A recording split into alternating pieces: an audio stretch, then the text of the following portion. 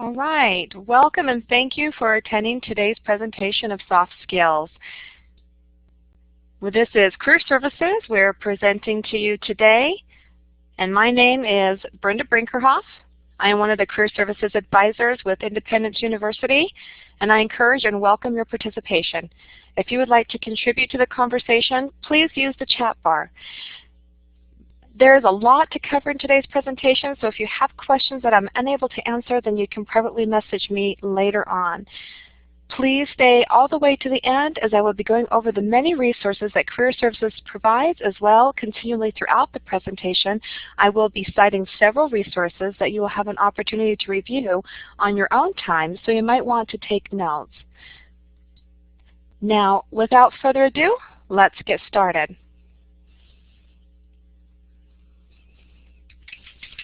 Welcome, Christine. Give me a smiley face if you can hear me okay.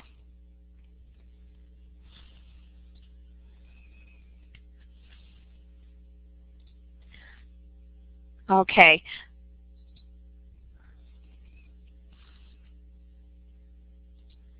I'm glad that you came in, Christine, because I was having a hard time determining whether or not I could be heard. So I am going to start over for the recording's sake, okay? All right. Welcome and thank you for attending today's presentation of soft skills that's being presented today by Career Services. My name is Brenda Brinkerhoff, and I'm one of the Career Services Advisors with Stevens Henniger and Independence University. There's a lot to cover in today's presentation, so take notes. And please stay all the way to the end, as I will be going over the many resources that Career Services provides. As well, continually throughout the presentation, I will be citing several resources that you'll have an opportunity to review on your own time, so you might want to take notes. Now, without further ado, let's get started. All right, so first I want to make sure everybody understands what the purpose here for Career Services is. This is just list of our credo, and then also I wanted to tell you what the advisors do and introduce the team to you. I will be doing that at the very end. So what we do is specialize in career-driven advice for all your various online degree programs. Career Services has been established to educate you on how to build your own personal brand name. We'll provide tools such as networking and communication skills to help you navigate through the market and to find an industry that's in your perfect fit. Our goal is for you to obtain the employment in your chosen field and receive the highest salary possible. Consider us your career coach. We can't land you the job, but we can definitely help you get there.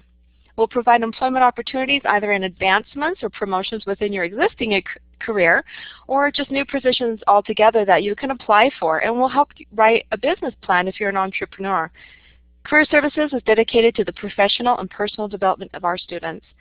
So you might be asking, well, what is personal and professional development? Here's a definition found on businessdictionary.com. But basically what it refers to is the acquisition of skills and knowledge for career advancement, which encompasses all types of learning opportunities, ranging from your college degree to formal and informal coursework that's in a learned situation through practice by consultants, coaching, mentoring, and reflective supervision, which is why we offer soft skills resources. So that being described to you, you might be asking, what's the differences between soft skills and hard skills?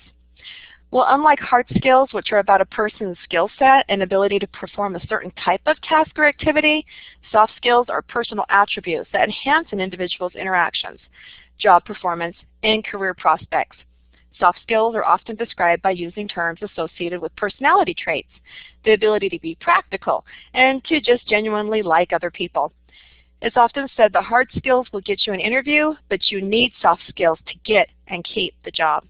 These soft skills that we're teaching here in Career Services apply to all of our programs because soft skills are for everyone, and they're not designed to be just one-way job specific. Okay, give me just one moment. I need to get my notes up here. For some reason, I got the wrong ones.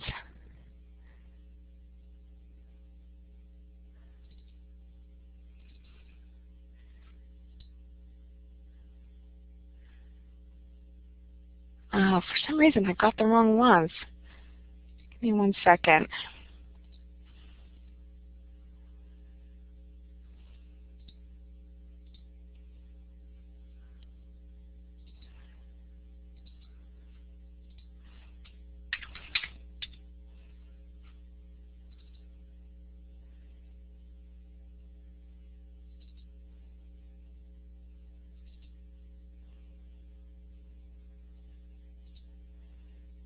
Oh my goodness, I don't know where my notes are.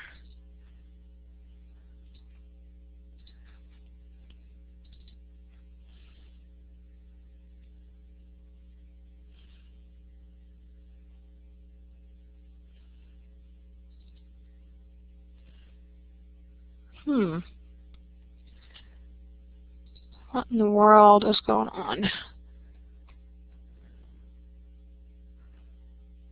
Give me just 1 second, sorry. Okay. I'm going to have Sarah cut out some stuff because my notes weren't quite up where they're supposed to be.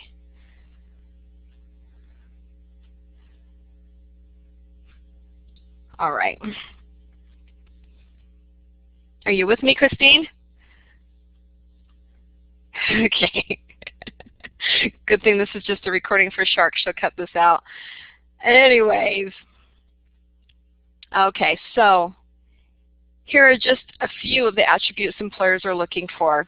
I know we all like to think that we know everything there is to know about these kind of professional things, but it's important to find out what employers are looking for. And so this gives you an idea of what's important to employers. Look at it and determine where you're at and where you need the most improvement in your professional development. All right, so today I'll be presenting the second soft skills in a 12 presentation series that lasts anywhere from 45 minutes to an hour each, in hopes that this will aid to improve your career readiness and obtain the skills needed to get the job done. So today's topic is on professionalism, and this is one of the main attributes for soft skills. It's been actually long assumed that employee skills are just naturally occurring, but they're in fact not.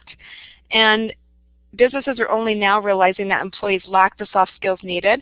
So we're going to touch on all of these subjects that you see here: professional tenacity, working more efficiently, integrity, work ethics, trustworthiness, reliability, initiative, and motivation.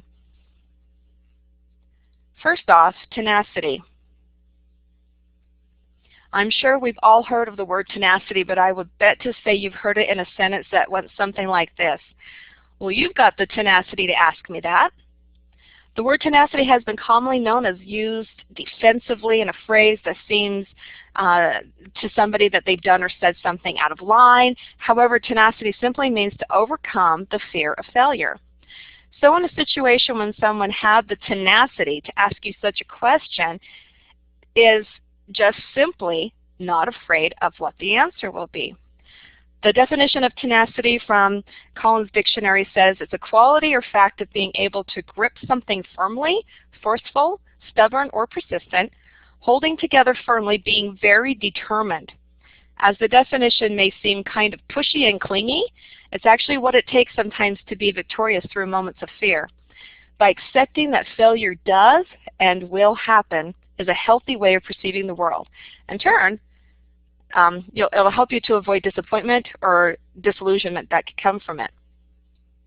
So right here I've got this: tenacity, victory at all costs, victory in spite of all terror, victory however long and hard the road may be, for without victory there is no survival. Take for instance this baseball player. Most people will tell you that tenacity is a great quality to have, especially if you're trying for something hard, challenging, and it takes you a while to actually complete it. Odds are the people you admire most have shown real tenacity in achieving their goals. Anything really worth doing takes persistence, perseverance, and a stubborn determination. Being a great baseball player, for example, requires real gifts, and no doubt that even the most gifted player won't make it to the big leagues without the tenacity required to make it for the long haul, the hard journey from the minors to the major leagues. Tenacity is the quality displayed by someone who just won't quit, who keeps trying until they reach their goal. I really like this one. It makes me laugh because it's a great example of Mario. And how many times does he actually die? How many times the plant comes up and kills him, or he gets killed by a turtle, and you just keep playing it? The majority of the time he's losing and he's dying, but you just keep playing it, and you play it in order to get what you want, and that is the win. Failing is not a bad thing. It's a learning process. And if you can look at that constructively, you won't get discouraged, but rather You'll use those failures to become your best self. For all the times executives spend concerned about their physical strength and health, when it comes down to it, mental strength can even be more difficult and important to have, particularly for entrepreneurs that are looking to start their own businesses. Numerous articles talk about critical characteristics of mental strength: tenacity, grit, optimism, and an unfailing ability. In the Forbes magazine, contributor David Williams says to fail up. However, we can also define mental strength by identifying the things mentally strong individuals do and don't do. Here's 13 things tenacious people avoid doing. For one, they don't waste their time feeling sorry for themselves. You don't see mentally strong people feeling sorry for their circumstances or dwelling on the way they've been mistreated. They have learned to take responsibility for their actions and outcomes, and they have an inherent understanding of the fact that frequently life is not fair. They are able to emerge from trying circumstances with self-awareness and gratitude for the lessons learned. When the situation turns out badly, they respond with phrases such as, "Oh well, you know," or perhaps simply, "Next." Give away their power. They don't do that. Mentally strong people avoid giving others the power to make them feel inferior or to feel bad. They understand they are in control of their actions and emotions. They know their strength is in their ability to manage the way they respond. And thirdly, they do not shy away from change. Mentally strong people embrace the change and they welcome challenge. Their biggest fear, if they have any at all, is not the unknown, but of becoming complacent and stagnant.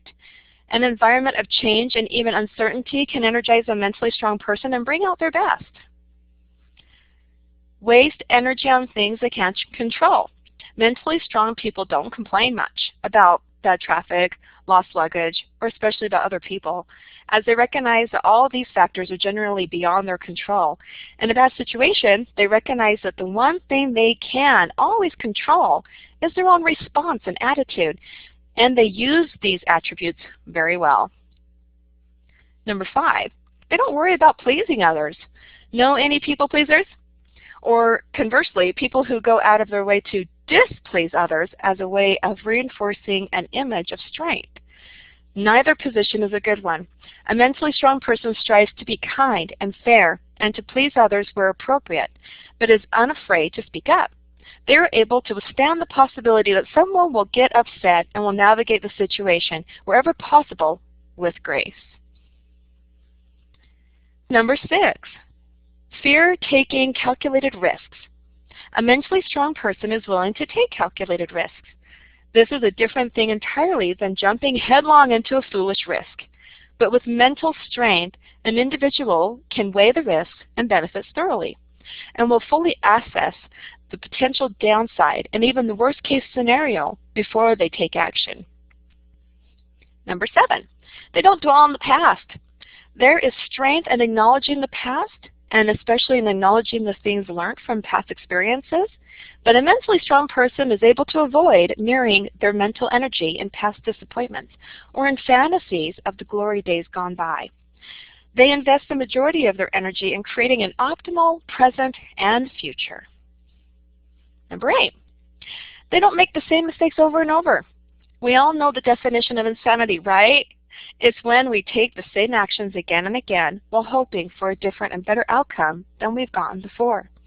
A mentally strong person accepts full responsibility for their past behavior and is willing to learn from their mistakes. Research has shown that the ability to be self-reflective in an accurate and productive way is one of the greatest strengths of speculatory successful executives and entrepreneurs. Number 9, they don't give up after failure. Every failure is a chance to improve. Even the greatest entrepreneurs are willing to admit that their early efforts invariably brought many failures. Mentally strong people are willing to fail again and again if necessary, as long as the learning experience from every failure can bring them closer to their ultimate goal.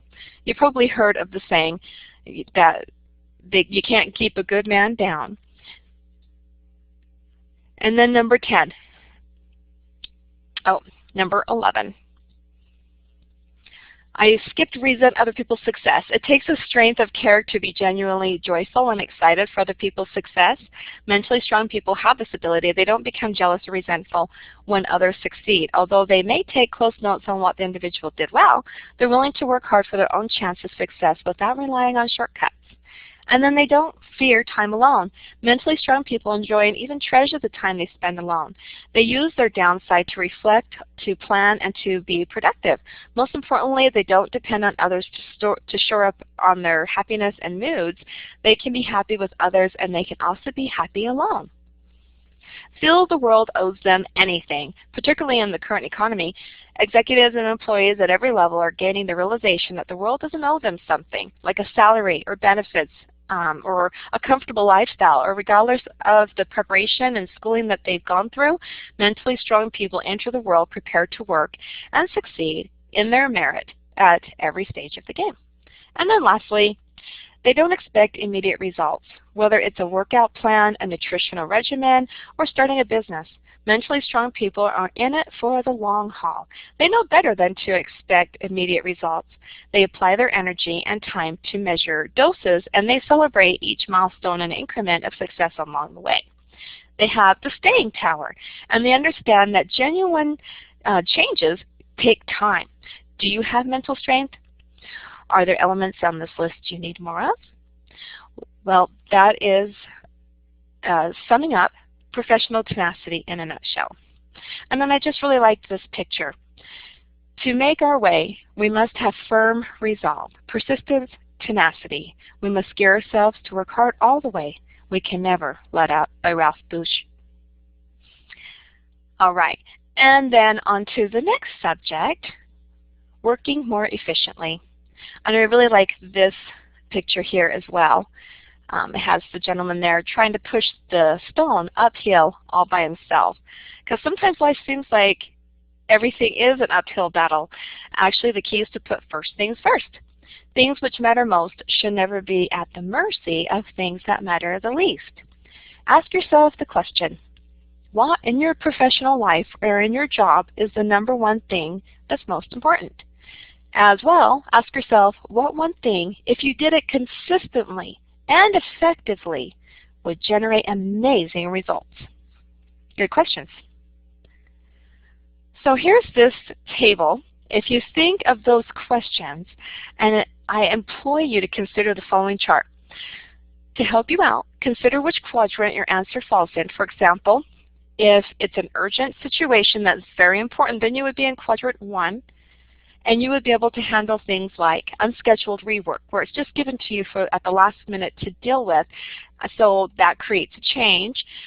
You might have to deal with the late input by other people that are involved in the team, and it may create a forced decision and closure immediately. So you have to put that on your priority to do. Or maybe what you're thinking that is or is not important to you, is maybe not an urgent matter, not as important, and you're in quadrant 4, where you're spending multiple amounts of time just overanalyzing something that's pointless, like web surfing or gossiping or being in idle speculation, or indulging in perfectionism that really we don't have that kind of time for. So consider your answers and put them in a quadrant so that you know how to prioritize the importance of it. All right, so working more efficiently. Most everyone would like to be more efficient. Just think, you would spend less time doing the things that you don't enjoy and more on the things that bring satisfaction, happiness, and profit. Some people are actually very adept at efficiency. They manage every manageable moment so they have more time for themselves to do the things they love. Here are 8 techniques efficient people use to gain that kind of freedom. So number 1, stop multitasking. Many people fool themselves into thinking they're good at multitasking, but actually very few can solidly focus on more than 1 or 2 tasks at a time, particularly if they require focus and depth. They actually fool themselves into believing they're getting more done, when in reality they're accomplishing less and the quality of their work is poor. Really efficient people know that concentrated effort with few distractions leads to better work product in faster times. Otherwise, the work may not be up to par, which means wasting even more time and energy going back to fix a mistake. Number 2, delegate. So much productivity is lost when people take on more than they can accomplish. Don't be inspired by the CEO or the leaders who overload their schedule and burn the midnight oil, because really efficient people are extremely good at delegating tasks to others who will perform them better. When you know how to break down a task and empower others to contribute effort, you can choose the task most suited for you and crank down through them in record time without any distraction. So number 3, use appropriate communication. Poor communication is a huge time waster. A fast email transmitted with bad instructions or an offensive attitude can end up adding many unnecessary hours. The majority of efficiency take a little extra time to think through their communication in the beginning to begin with.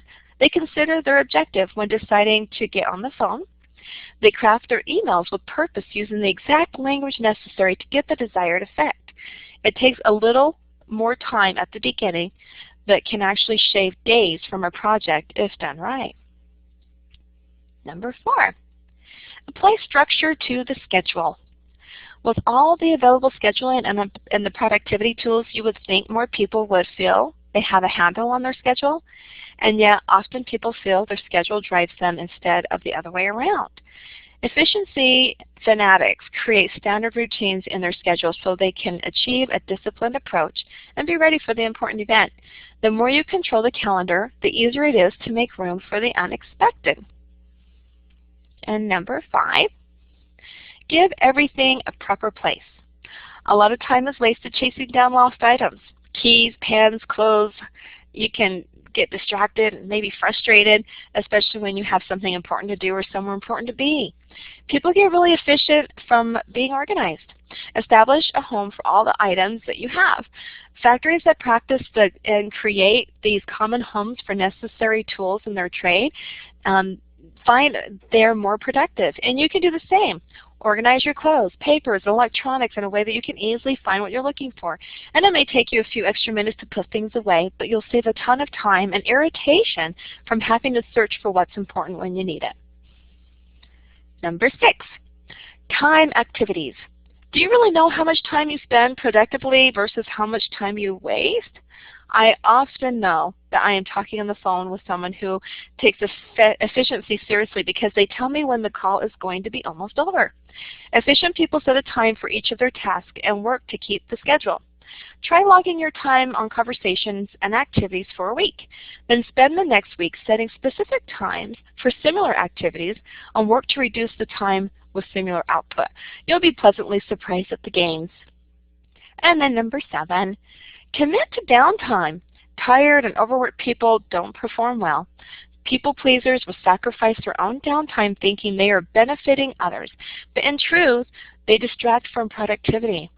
Really efficient people make sure they get rest and recuperation so they can perform at their peak. Since one amazing employee can do the work of 3 average employees, best to let the team rest up and be top performers. All right, and then finally, plan projects. Effort is often wasted when people don't have a clear path to success. Impatience is the direct enemy of efficiency. Really efficient people know they must take the time to research and break down a project into basic steps in order to achieve success consistently. Yes, planning takes a little time, but considering the challenges, process the responsibility in advance, and it will make for a clear direction with the team. With good communication, everyone can move confidently and efficiently to achieve the objectives in record time. All right. And then I just really liked this picture as well.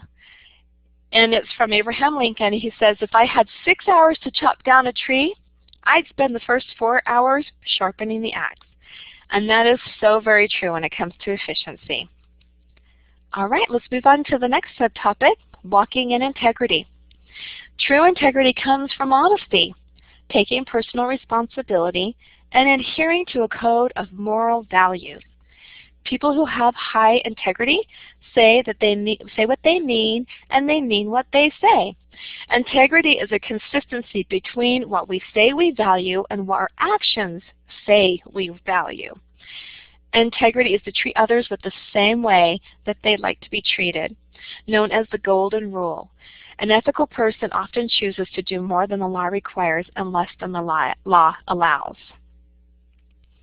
So here is a definition, and it's from the Merriam-Webster: the quality of being honest and fair, the state of being complete or whole, firm adherence to the code of especially moral values. So walking in integrity. All personal moral issues aside, why is it professionally beneficial for you and your career to develop a high level of ethics and integrity? So that's something for you to think on as I go through this with you. Walking in integrity. Let's go over what personal integrity is. Personal integrity is more than just being honest. Integrity refers to a person's innermost characteristics and staying true to their belief. Integrity is a byproduct of character. Is it a belief in an absolute system of right and wrong, combined with the will to do what is right regardless of the cost. By definition, integrity is based on living consistent with a set of principles. And people who have integrity say what they mean and mean what they say. And I love some of these. Having the fingers behind the back crossed, maybe they're not being as honest as they should be. That's a lack of integrity. And then how this one to the left says, I will have the moral courage to make my actions consistent with my knowledge of right and wrong. And integrity is doing the right thing even when no one is watching. And I love this one on the right here. Integrity is a concept of consistency of actions, values, methods, measures and principles, expectations and outcomes. It can be regarded as the opposite of hypocrisy. Interesting, huh? So, what about professional integrity? Well, in professional integrity, it stems from one's own personal integrity. It's nearly impossible to expect professional integrity from someone who lacks personal integrity. Truthful and honest with employers, coworkers, and being reliable and doing what you'll say you'll do. Setting realistic expectations and dealing with clients, setting honest and reasonable timelines. Doing what's expected in one's position and being accountable. Accepting the responsibility for errors and for your failures. So they say here, integrity, the choice between what's convenient and what's right. Integrity is a choice. It is consistently choosing the purity of truth over popularity. And I've heard that one before too. It's not a popularity contest. All right. So what is it really? We were asking that question before, why it was important. Well, it is actually one of the fundamental values that employers seek in the employees that they hire. It is the hallmark of a person who demonstrates sound moral and ethical principles at work. A person who has integrity lives his or her values in relationships with coworkers, customers, and stakeholders. Honesty and trust are central to integrity. Acting with honor and truthfulness are also basic tenets in a person with integrity. People who demonstrate integrity draw others to them because they are trustworthy and dependable. They are principled and can be counted on to behave in honorable ways even when no one is watching. As an example of integrity in action, and it's another fundamental value that you recognize when you see it. It's hard to describe adequately to provide a picture that produces shared meaning. So I do have one example that I want to show you that is something that plays out in everyday life in the workplace. So a hurtful team destroying with gossip. So two team members were discussing another team member's failure to perform. They talked critically about the individual's lack of skill and imagination. They criticized his follow-through and efforts and his production. Well, this gentleman, Paul, entered the room in the midst of the gossip and discussion, listening for a minute, and then he interrupted. He says, "Does George know that you feel this way?" he asked. "How will he ever improve if no one talks to him about his perceived failures? There may be reasons why we don't know about, reasons that we could help him overcome. Let's plan to speak with George so that we can pull the team together to best get the project done. Who wants to approach George? Let's have this conversation quickly so we don't screw up this project." So it's a great example of showing integrity in the workplace right now in this hurtful team-destroying gossip. All right. So I love this one as well. It just really lays the foundation of why. Why do we have integrity in the workplace? Well, I'll answer that. It just feels good. Integrity feels the best when it's part of, when it makes parts of your life harder, when it allows others an unfair advantage, and when it requires uncomfortable conversations, and when it exposes my weaknesses, and when it means I won't fit in, even when no one else will know the difference, even when it requires me to treat others better than they've treated me. Integrity just feels good. All right, so on to the next subtopic, ethics in the workplace. So much like integrity, which also is a gained quality by being honest and fair and good, work ethics also has a moral background. And I've got a definition here. It's a set of concepts and principles that guide us in determining what behavior helps or harms sentient creatures. So let's take a look at this picture. Conducting personal business on company time. This is something that happens in a lot of companies these days. Check out these guys here. Looks like someone is working out. Another guy looks like he might be playing on his phone, and the other guy there is maybe just taking a nap right in the middle. I don't know. But because employees tend to spend so much of their weekday hours on the job, they often are tempted to conduct personal business on company time. This can include setting up doctor's appointments on company phone lines, making vacation reservations, using their employer's computer and internet connections, or even making phone calls for freelance side business while on company time. And at first glance, this ethical dilemma is fairly clear. It's an abuse of your employer to conduct personal business on company time. But there are shades of gray, so don't get too upset. What if your spouse calls you and says that your children are ill? Is it okay for you to schedule a doctor's appointment? Probably okay. A good rule of thumb is for an employee to check with his manager or the Human Resource Department to clarify what counts as an actionable offense in the company or what is considered okay. All right. So according to a Gallup poll, only 21% of people characterized business executives as having a high ethical standard, a little above lawyers, which is 19%, but below bankers, which is 28%, and journalists, which is 28%. Whether that's deserving or not, it's nevertheless true that executives set the ethical tone at their companies. But employees have the power to improve it. Employees encounter ethical dilemmas at work all the time. A manager is having an affair. A coworker is spending time contacting headhunters. A team member is using information acquired at a former job despite having signed a non-contempt agreement. We all have an inner guide that knows the right from the wrong. We just don't always follow it. For some employees, the ability to act ethically is strong and feels very natural. Others need practice sharpening their ethical senses and learning how to apply it better in real-life situations. We tend to react to ethical situations in the workplace in a specific way, depending on the background, level of training, and personality type. Here are the 4 ethical types I found in my workplace. Okay, the conformist is an employee who follows rules rather than questions authority figures. One might think this person could be counted on always to do the right thing. The conformist might look the other way. However, if a higher up ever acted unethically, a manager is supposed to be obeyed, right?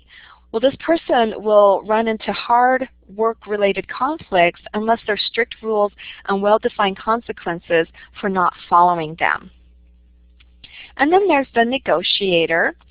It's someone who tries to make up rules as he goes along.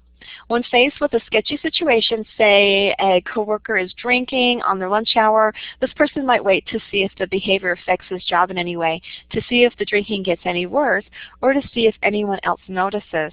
The negotiator eventually encounters ethic-related trouble if he is required to exercise judgment without guidelines, because this person changes the rule according to what he seems is easiest at the time. And then there's the navigator.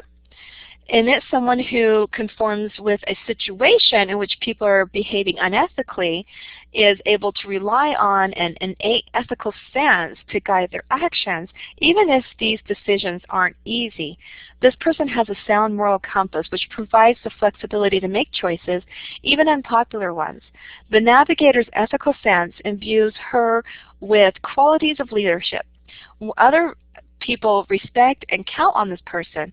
The navigator will succeed in most organizations and will leave a company that is unethical. The wiggler. The wiggler doesn't give a lot of thought to what is right. Instead, this person takes the route that's most advantageous to him. For example, he may lie to appease a supervisor. The wiggler is motivated by self-interest, getting on a manager's good side or avoiding conflict. The wiggler will run into trouble when others sense that he dodges ethical issues to protect his own interests. The good news is that your ethical type isn't set in stone. There are tools you can use to become a more ethical employee and a problem solver. With practice, you can make ethical decisions more easily and more quickly by following the right pathway. And in this case, the navigator is the way to go. All right, on to the next subtopic, trustworthiness. I think we pretty much all know what trustworthiness is. And here's a definition again from Merriam-Webster. Worthy of confidence, dependable, able to be relied on to do or provide what is needed or right, and is deserving of trust. Pretty simple. All right, so trustworthiness. It's about reliability and doing the right thing. It's also a big factor that will determine success in your own job and your career, especially in a rough business climate where our value as an employee is closely watched. Do your colleagues, subordinates, or superiors perceive you as a trustworthy and honest person? How do you perceive them? Trust is a characteristic that builds respect and loyalty, as well as a supportive and safe work environment. Distrust increases tension and navigates an on-guard kind of behavior, which can erode the spirit of the team and ultimately any type of productivity. Here are 6 steps to build trust in the workplace. Be honest. The first step in building trust is to be honest. Tell the truth. Even small lies and twisted truths are lies. Share honest information, even if it's to your disadvantage. Don't steal on like an expense report or take from the supply cabinets or from your colleagues. All right, use good judgment. The second step is to know what information to share, when to share it, and when not to share it. Protect employees' personal information and company or competitors' proprietary information as well, as if that information was your own. Think twice before sharing a blunt, unsolicited judgment. Extreme honesty can hurt the recipient and ironically destroying trust and the safety of the environment. Don't expect apologies to erase your wrongdoings. Apologies might earn a forgive, but perhaps not a forget. Avoid just between us type of secrets or conversations unless necessary to benefit the company. All right, be consistent. The third step is to be consistent in words and behaviors. It's not enough to be trustworthy only on Tuesdays and Thursdays or to show up on time every now and again and to stay at least the required hours. Do the work, meet or exceed the job description and the company standards. Do what you say you will do and fulfill your promises. All right, be honest in nonverbal communication. Body language experts tell us that more than half of communication impact is in nonverbal communications. To increase trust through body language, look others in the eye with a comfortable and direct eye contact. Exhibit open body language with number 1, open arms versus closed arms across the chest. Keep hands inside, not in your pockets, and uncross your legs or keep your feet flat on the floor. You'll know more about this if you watch the first presentation on personal appearance. And then number 5, have a mutual beneficial attitude. Blatant self-serving agendas may cast doubt on one's trustworthiness. In reality, everyone has self-serving agendas, but it is at the level of harm to others that determines the level of trust in that person. So to increase trust, avoid the me language. Genuinely care about others and promote the we language. Nurture mutually beneficial relationships with open communications. Willingly accept information and constructive critique. And then lastly, for the leaders out there, trusted leaders are sorely needed. Leaders should be able to ask the hard questions, to build and protect the company, listen and consider others' ideas with an open mind, and focus on the issues and solutions rather than the personalities. And I like this, the trustworthiness. If you want to be trusted, you have to be trustworthy. And keeping your word. Okay, let's move on to the next subtopic, and that is on reliability. All right, so how can you be a reliable employee? Many people are naturally reliable employees. They can be counted on by the organization for whom they work to show up on time every day and work in a good faith for the organization. Many people, though, have to work at being reliable employees, and sometimes they unconsciously do things that can make the organization question their worth. Reliable employees are punctual. If they have a problem or are going to be even 5 minutes late, then they phone in and let management know about this. Reliable employees show their worth to a company at a very early stage. They don't take sick leave unnecessarily, and they always consider the staff arrangements before taking vacation leave. How can an employee become a reliable employee? This is simple. Becoming a reliable employee is all about changing attitudes and aligning your needs and aspirations with the organization. There is an element of organization culture in here, and many people have the natural abilities to just do this. Reliable employees have the company's interests in mind first. They are dedicated to doing the best they can do.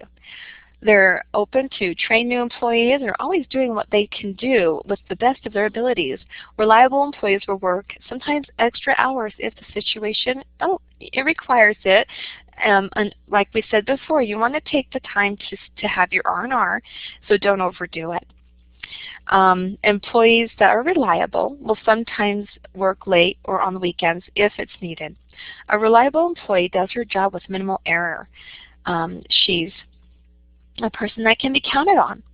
A reliable employee takes responsibility for their actions and has the capacity to make decisions that are the best for the company that they work for. They work tirelessly and they're organized and they meet the deadlines, and they are somebody that all the other employees and colleagues can look up to as an example. So I love these pictures here as well, where they're handing off the baton as an emblem for the workplace, where you can rely on each other sometimes to help each other out in the hard times when there's a time crunch and something needs to be done right away. And I certainly like this button here. It says to be able to produce good results time after time, how much a person can be dependent on. All right, so that's all I had on reliability. Let's go to the next subtopic on taking initiative.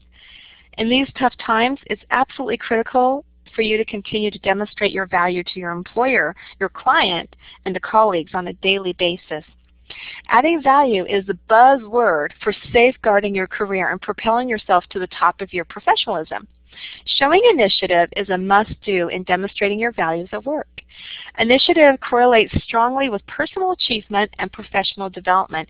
It is the act of taking personal responsibility for your own growth, and it is a clear sign of your capacity to develop as a leader. So what are you waiting for? Take action today. Don't wait to be asked. Be proactive. Consider the following ideas for lighting the fire of initiative in your daily work life.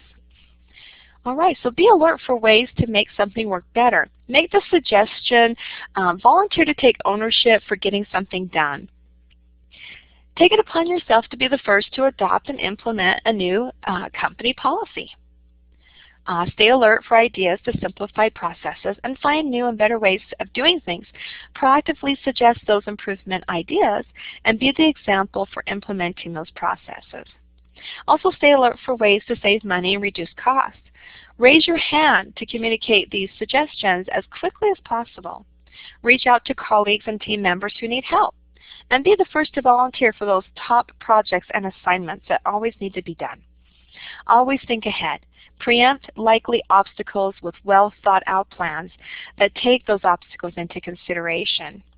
Provide in advance the answers to the questions you know you're going to be asked. Think like your boss and consider all deliveries from their perspective. Always do your homework and be prepared. Read the material in advance. Research the subject matter in advance. Dig in and immerse yourself in the topic that's at hand. And then deal with problems immediately. Take the action and be decisive. Get it done and get it behind you as quickly as possible. So really just make it happen. Be a role model for showing initiative. Demonstrate your capacity as a leader and make the choice to lead with action and initiative. Your values will soar. All right, and then on to the next subtopic, maintaining the motivation. This is our last topic. Even the most motivated of employees occasionally experience a slump and need a boost to regain their normal motivational levels. So let's go over some of the different types of motivations, because employers are always on the lookout for motivational employees, and they realize that motivation is often contagious and has positive spillover effects on the whole team.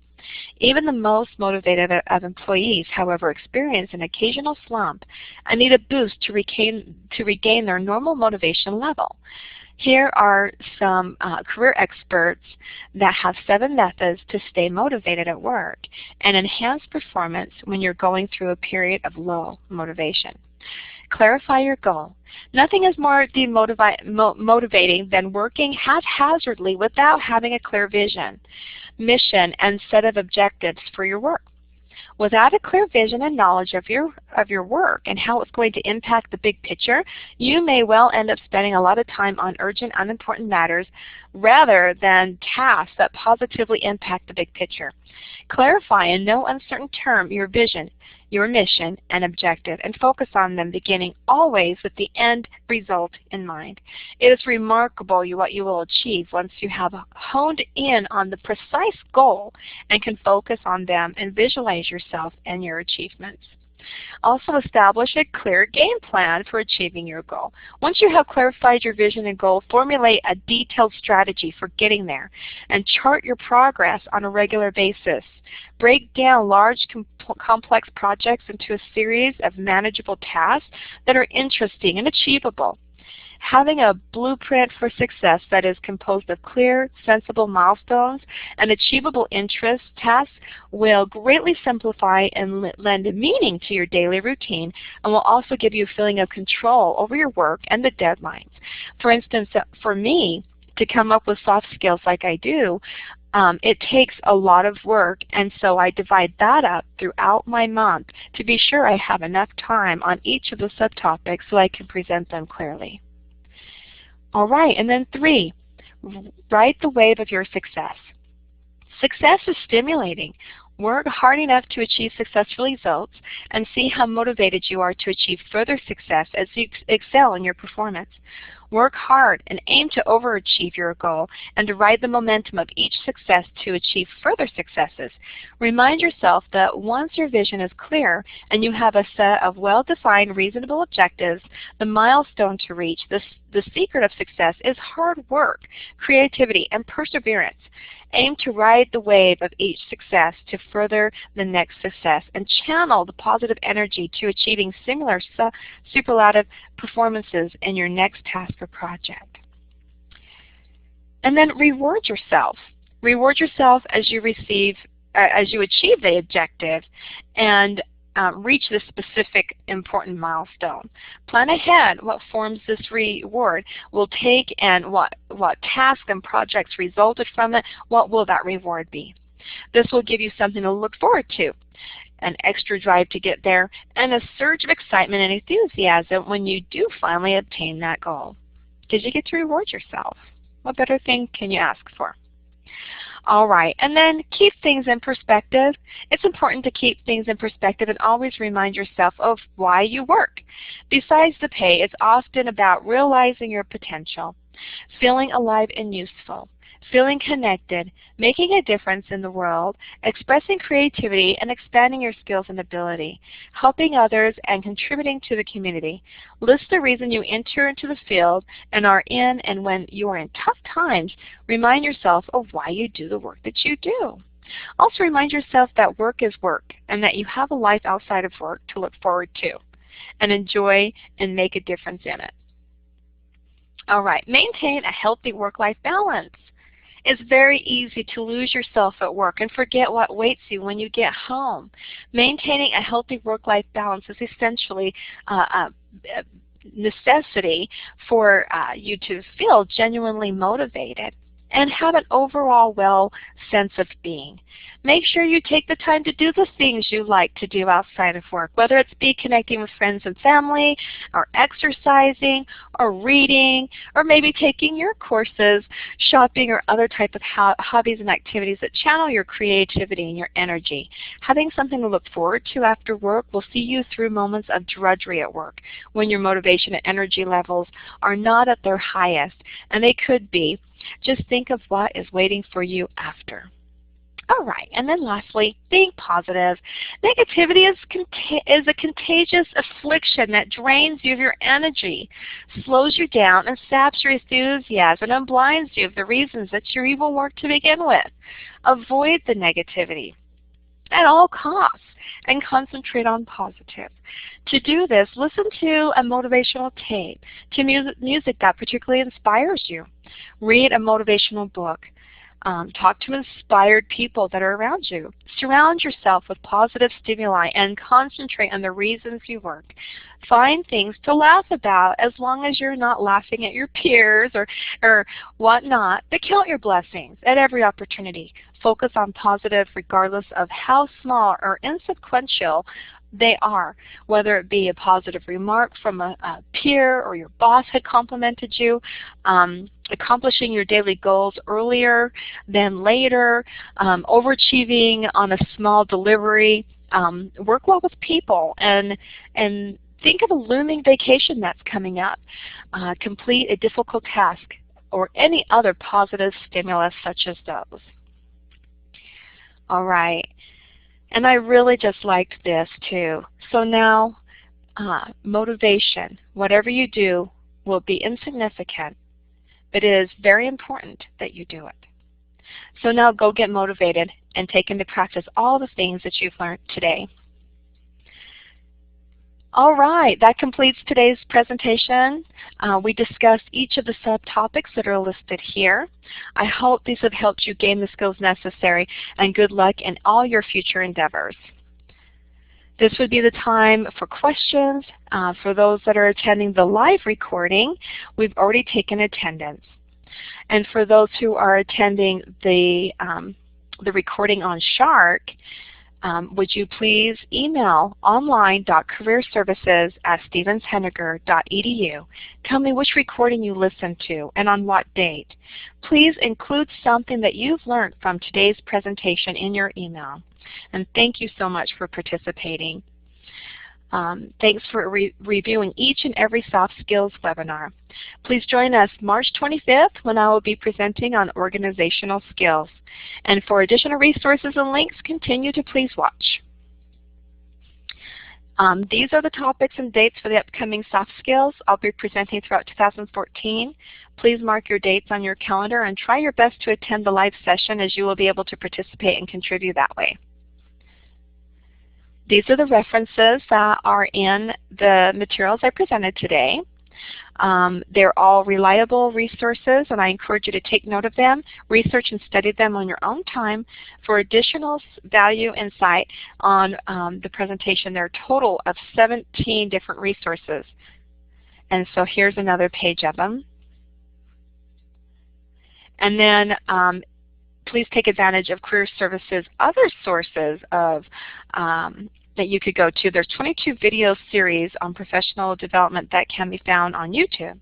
Here's the address for you to view them yourself in your own time. This is not a certification series, so you will not receive anything from viewing them. It's just for your own personal growth. All right, and if you would like to watch the old series of soft skills, they're available on Shark.